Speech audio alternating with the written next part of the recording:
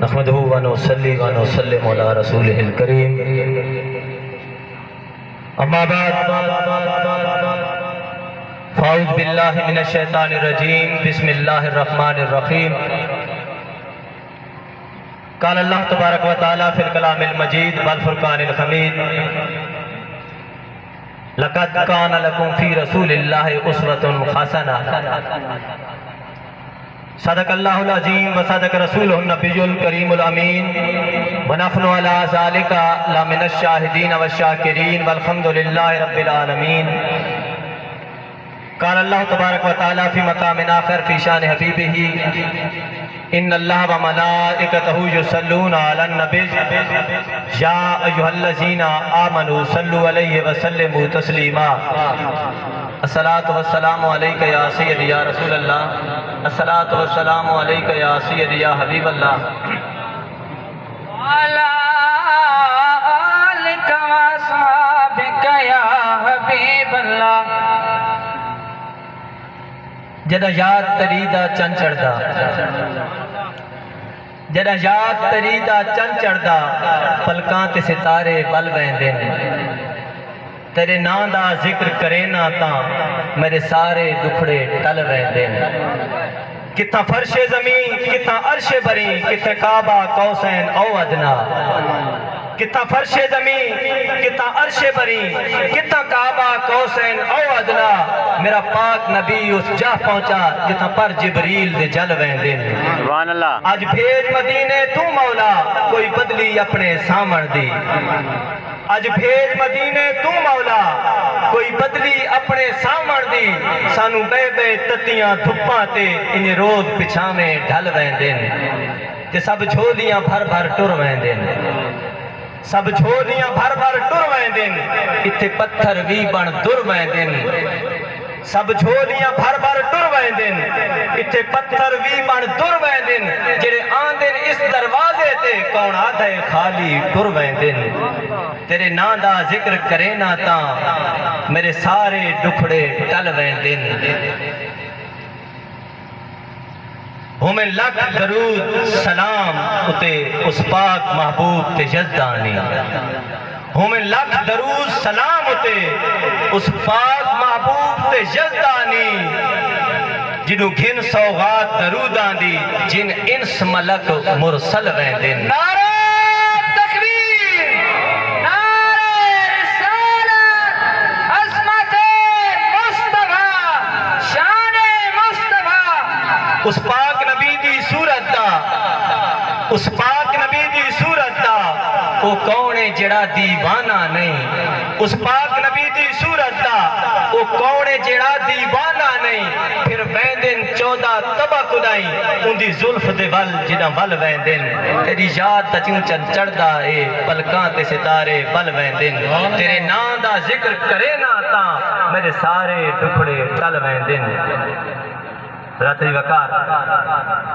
ہمارے سٹیج کی زینت تمام علماء کرام ہمارے سروں کے تاج اور خصوص بالخصوص میرے مربی میرے محسن میرے استاد محترم حافظ خان محمد بچر صاحب اللہ رب العزت ان کا اور تمام علماء کرام کا سایہ ہمارے سروں کے اوپر قائم و دائم رکھے حضرت وقار مختصر سے وقت میں محبوب علیہ السلام کی آمد کی خوشی کے اندر آپ کے ولادت پاک کے دن کو مناتے ہوئے آپ اور میں آج جامعہ مسجد بلال کے سٹیج کے اوپر موجود ہیں رب ذوالجلال کی بارگاہ کے اندر دعا ہے کہ مالک کریم ہمارے سب دوستوں کی محبتوں کو اپنی بارگاہ کے اندر قبول و منظور فرمائے۔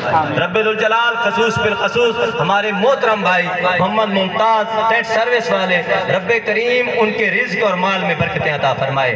حضرات محترم، آج ہم اس جگہ کے اوپر اکٹھے تو ہو گئے محبوب علیہ السلام کے نام کا میلاد منانے کے لیے، محبوب علیہ السلام کی آمد کی خوشی کے لیے اکٹھے ہوئے ہیں، لیکن ہمیں یہ جاننا چاہیے کہ اس محبوب کریم صلی اللہ علیہ وآلہ وسلم نے اپنی امت کے لیے پیغام کیا چھوڑا ہے، امت کو درس کیا دیا ہے۔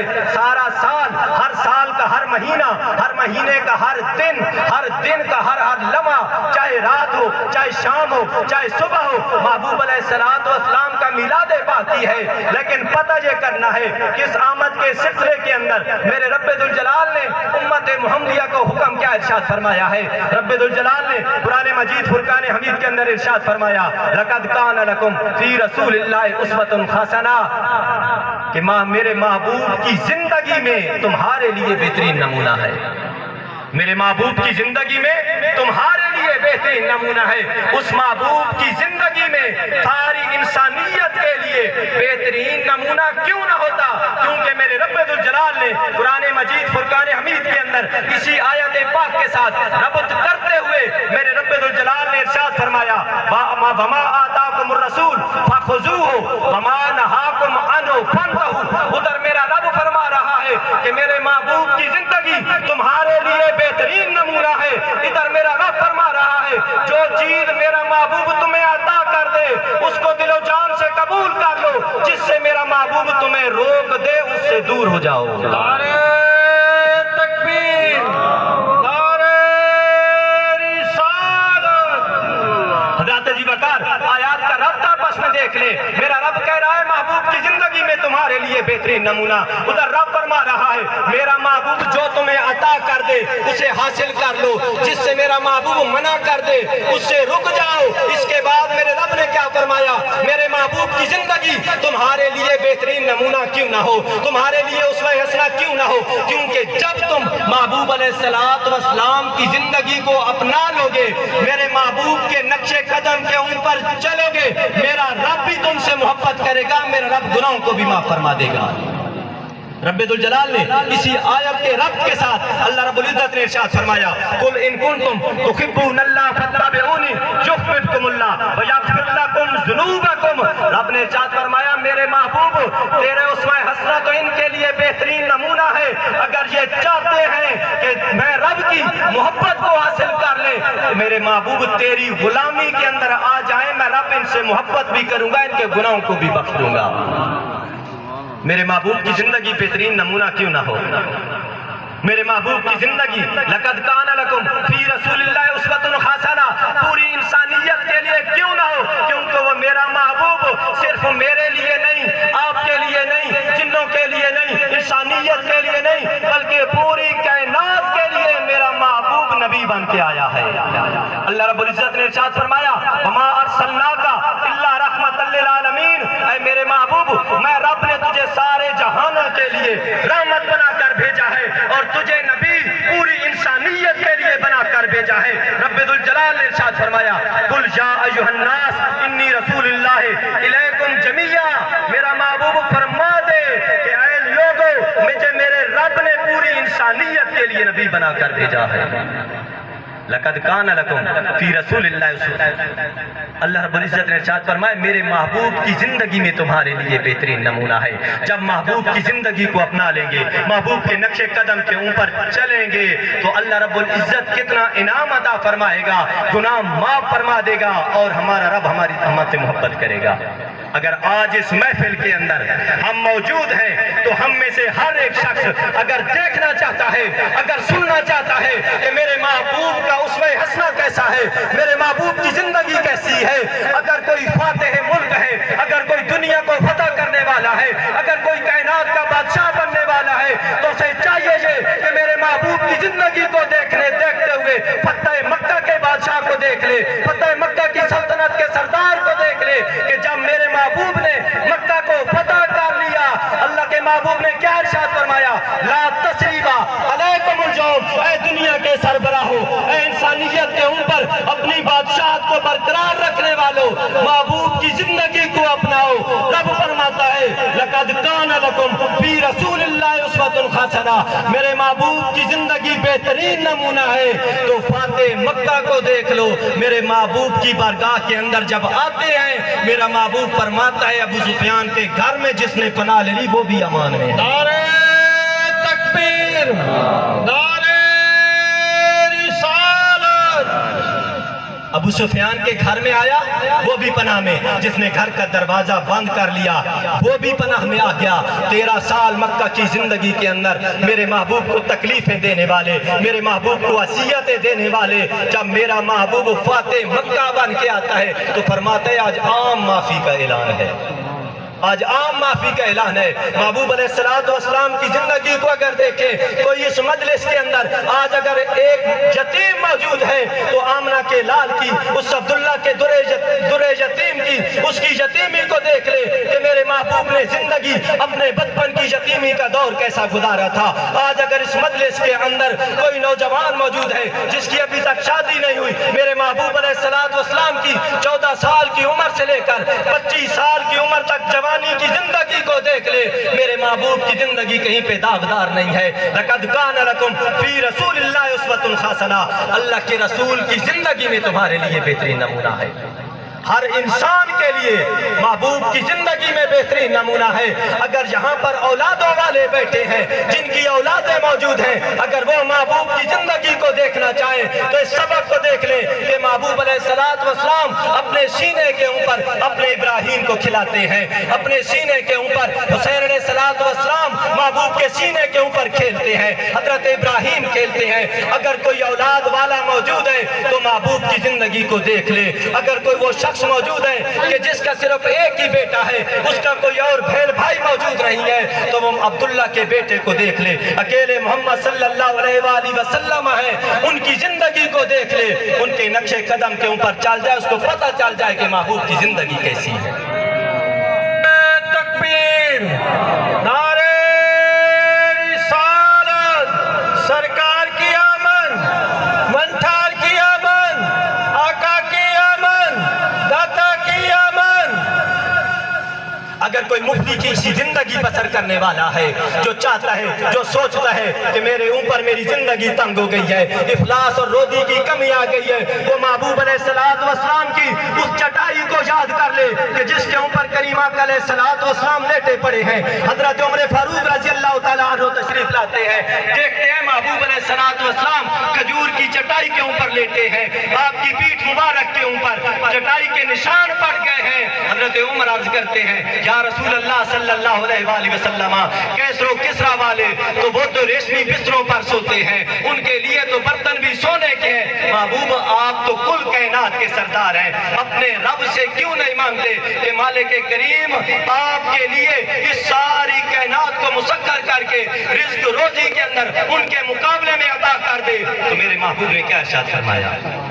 کریم آقا علیہ السلام نے ارشاد فرمایا عمر، ان کیسر و کسرا والوں کے لیے تو دنیا ہے، میں اپنی امت کے لیے سبق چھوڑ کے جا رہا ہوں کہ رب کی رضا کے اوپر جب راضی رہیں گے، مفلسی اور تنگ دستی آئے گی، میرے رب نے ان کے لیے جنت کو تیار کر رکھا ہے۔ لقد کان لکم فی رسول اللہ اسوۃ حسنہ، اللہ کے رسول کی زندگی میں تمہارے لیے بہترین نمونہ ہے۔ اگر کوئی قید و بند کی صعوبتیں جھیلنے والا ہے، کوئی کسی قید کے اندر مبتلا ہے، تو وہ شیب ابی طالب کے معصور کو دیکھ لے، وہ شیب ابی طالب کے معصور کو دیکھ لے کہ شیب ابی طالب کے اندر محبوب علیہ السلام کو قید کر دیا گیا، محبوب کے غلام وہاں پر موجود ہیں، حالات یہ بن جاتی ہے کہ محبوب اور اس کے غلام جب درختوں کے پتے کھا کر زندگی بسر کرتے ہیں۔ کل کائنات کے سردار ہیں، تو شاہ خوباں تو جانا جانا، تو شاہ خوباں تو جانے جانا ہے، چہرہ ام الکتاب تیرا نہ بن سکی ہے نہ بن سکے گا مثال تیری جواب تیرا۔ اس محبوب کی زندگی پاک کو اگر ہم اپنا لیں، محبوب کے نقش قدم کے اوپر چل لیں تو پتہ چل جاتا ہے کہ زندگی کیسی ہے۔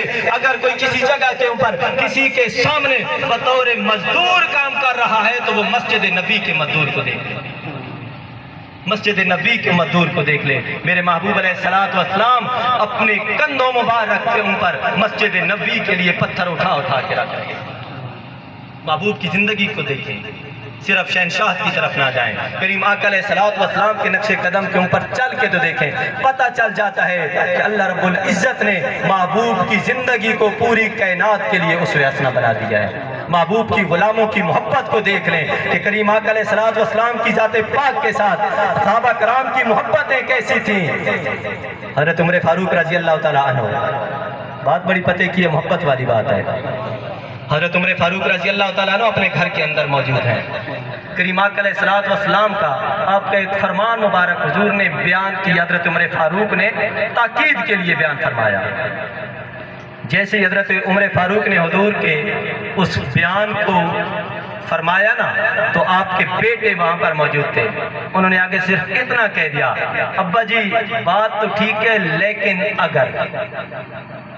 آگے حضرت عمر فاروق نے بولنے نہیں دیا, لیکن اگر کا لفظ آیا حضرت عمر فاروق نے تلوار نکالی.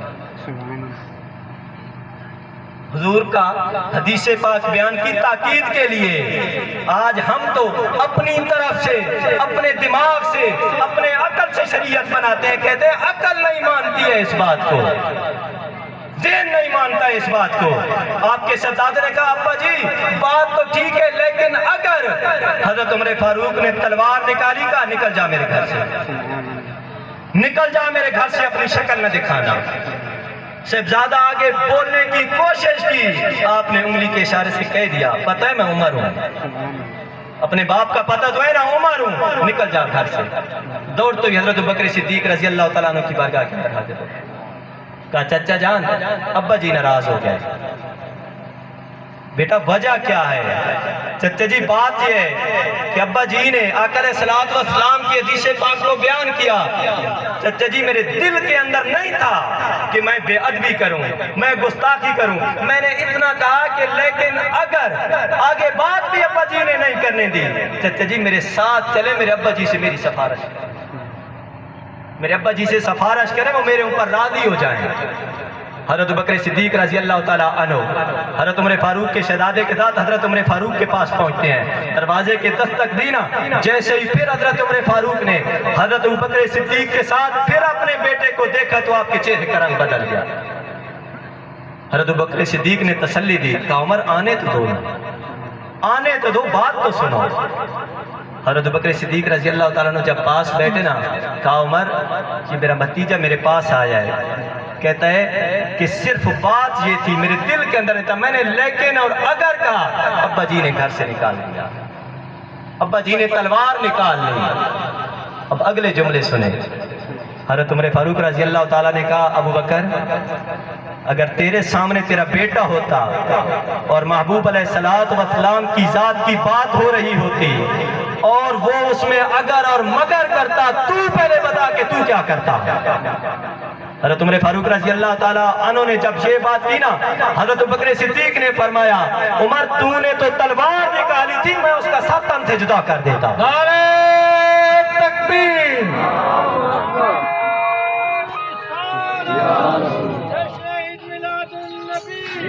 سرکار کی آمد, منصار کی آمد. اے عمر تو نے تو صرف تلوار نکالی تھی, اگر میرا بیٹا یہاں پر ہوتا تو میں اس کے سر کو تن سے جدا کر دیتا. کریم آقا علیہ الصلوۃ والسلام کی ذات کے ساتھ تکبیر, نعرہ رسالت, نعرہ تحقیق, نعرہ حیدری.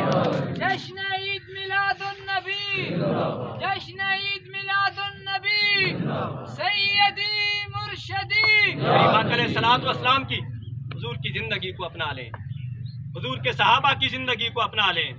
آج کے اس دن کے اندر اپنے رب سے مانگیں, اور مانگنے کا انداز کیسا اپنائیں جس طرح شیخ سعدی رحمۃ اللہ علیہ نے بیان کیا. جس طرح شیخ سعدی کا طریقہ کیا تھا کہ مانگا کیا جاتا ہے, کیسے مانگا جاتا ہے, جب مانگنے کا ڈھنگ آ جائے تو میرا رب عطا پھر کیسے کرتا ہے.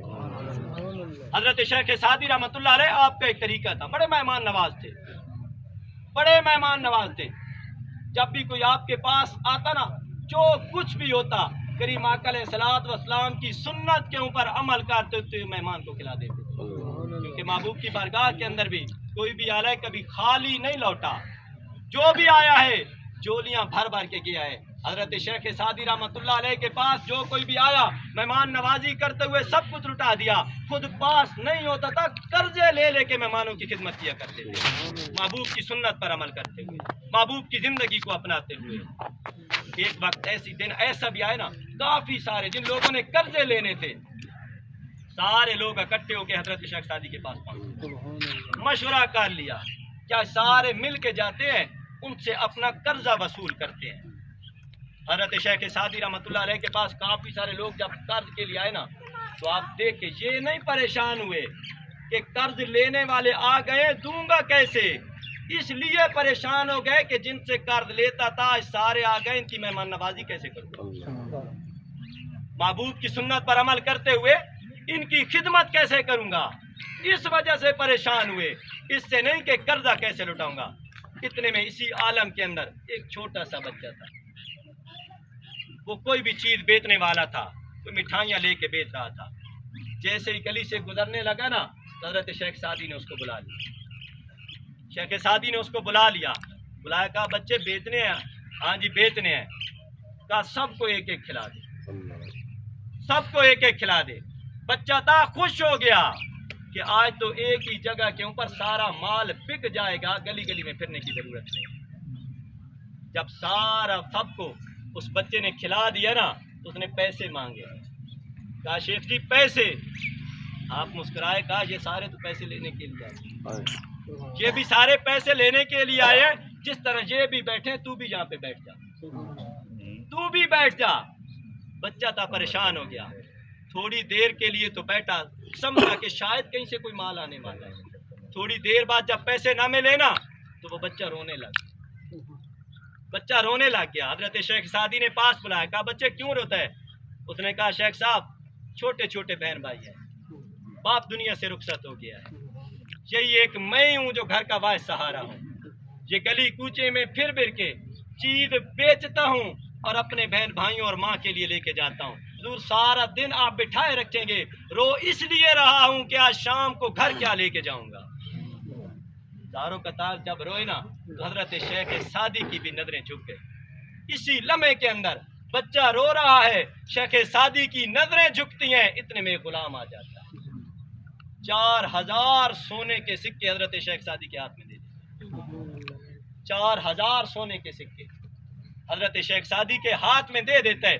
जैसे ही हजरत शेख सादी देखते हैं ना उन 4000 सोने के सिक्कों को, वो पूछते हैं किस लिए है? कहते हैं हुजूर आपके लिए तोहफा लेके आया, हुजूर आपके लिए हदिया है।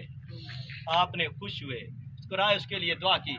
जितने भी जिसका जितना कर्ज बनता था ना, सबको कर्ज भी लौटा दिया और तोहफे के तौर पर ज्यादा भी दे भेजा, जो बाकी बच्चा सारे उस बच्चे को अदा।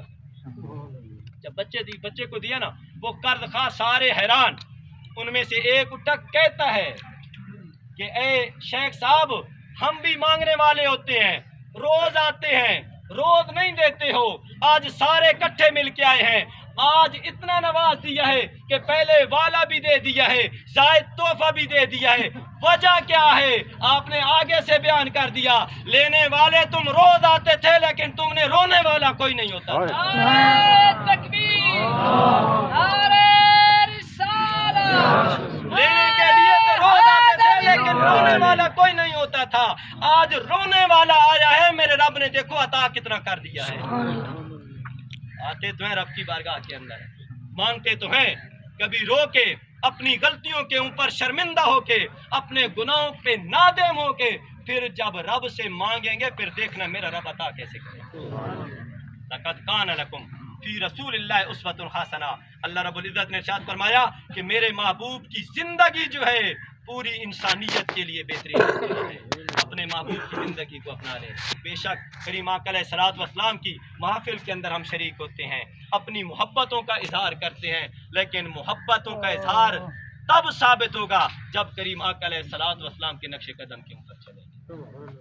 दुनिया ते आया कोई तेरी ना मिसाल दा, दुनिया ते आया कोई तेरी ना मिसाल दा, میں لب کے لے آواں کتوں سونا تیرے نال دا تیریاں تے صفتاں دا کوئی بھی جواب نہیں تیریاں تے صفتاں دا کوئی بھی جواب نہیں توں تا کتے تیرے غلاماں دا بھی جواب دنیا تے آیا سونا تیری نا مثال دا میں لب کے لے آواں کتوں سونا تیرے نال دا چہرہ تیرا نور ونڈے ساری کائنات نو رب بھی درود بھیجے ہک تیری ذات نو دنیا تے آیا کوئی تیری نا مثال دا میں لب کے لے آواں کتوں سونا تیرے نال دا وآخر دعوانا الحمدللہ رب العالمین